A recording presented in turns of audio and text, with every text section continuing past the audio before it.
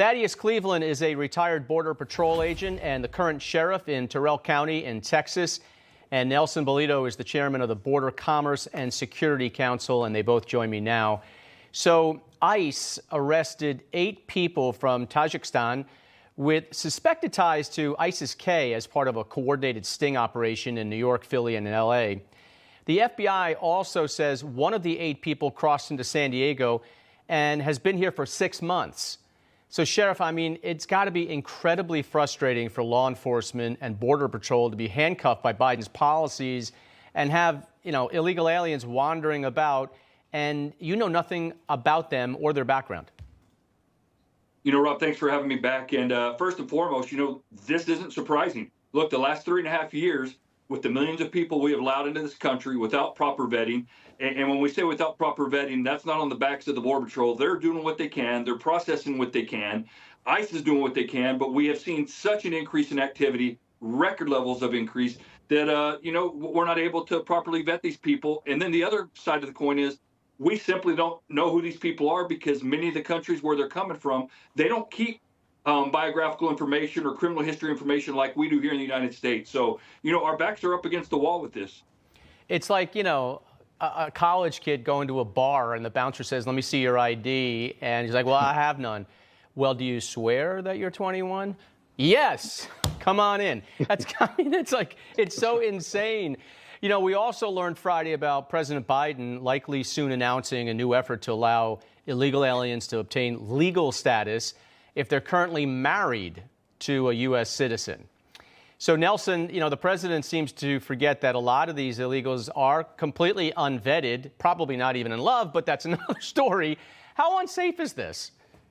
Well, it's very unsafe. I'll tell you. So traditionally what's happened is a lot of these illegal immigrants may come over, find a U.S. citizen and marry.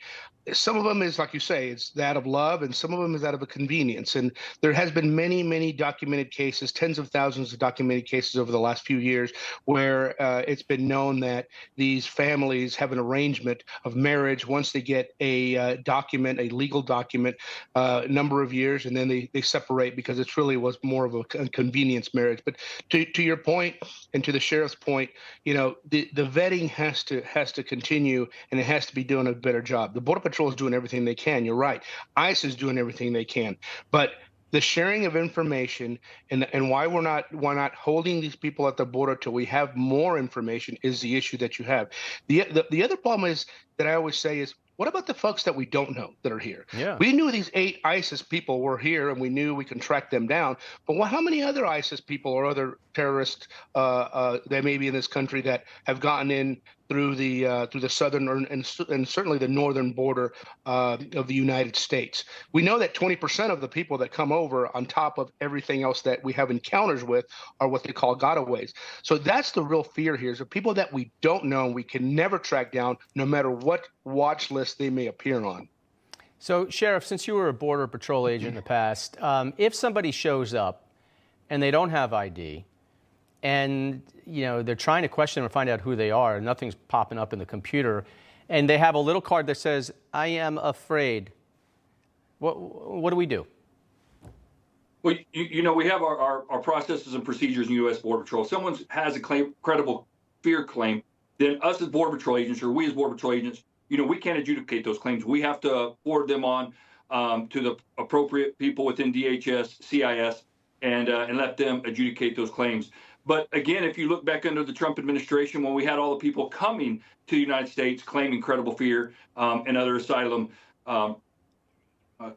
requirements, if you will, they were made to remain in Mexico. That policy worked. Yep. And if you look further at H.R. 2 that was passed in the House, but set on at the Senate, that would solve that part of this problem. That would help out tremendously. And I must mention, what Nelson mentioned as far as gotaways. Here in my station, or in my county, and the Border Patrol station I used to command here in Sanderson, we would have over about 50% of what we have apprehended. The other 50% are gotaways. So those are definitely concerning. Yeah, of course it is. And Nelson, the president is kind of going backwards now. He comes out with this big executive order stuff, which is kind of meaningless. But he's also trying to get more illegals the opportunity to get work permits. And there's so many loopholes, by the way. You go on the CPB app, you fill it out or whatever. It's like, you know, you get the green light to come in. I don't think he understands. Well, I don't think he understands anything, but I don't think they understand how deeply troubling this is to most Americans. Well, see, what they're trying to do is confuse Americans. They're saying they've put an executive order to try to stop illegal immigration. So their threshold is 2,500. Well, what they don't tell you is they have another 1,500 that are coming to, like you mentioned, the CBP One app through the ports of entry. So now you're talking 4,000 a day. Now it's 120,000 a month, nearly 1.5 million a year. Before you do anything, look, I just think this is smoke and mirrors. They're confusing the population. Really, they're putting things forward to try to dissuade and say they're doing things and trying to blame it on Republicans for not passing a bill. Sure, we need some immigration reform. Sure, we need some, but I'll tell you, the credible fear situation that we mentioned a little while ago, everybody claims credible fear. What's that litmus test? And how you know that it's just simply wrong is because 90% of these people never show up in court. Right. They become lost in America at this point. They can't prove when they need to prove it in court that they have credible fear or there is fear. Well, they don't show up because they know if they show up, they're going to be deported. So why show up? That's a big concern. So it's basically just a ticket in, and then you just get lost in America forever. And it's so obviously ridiculous, because if you have a credible fear from Guatemala, but you make it to Mexico, your fear has ended, you know, and you're in a safe harbor. So it's totally ridiculous. But Nelson Bolito, appreciate it. Sheriff, thank you. Keep everybody safe down there, all right? Thanks, for y'all. having God us. bless y'all.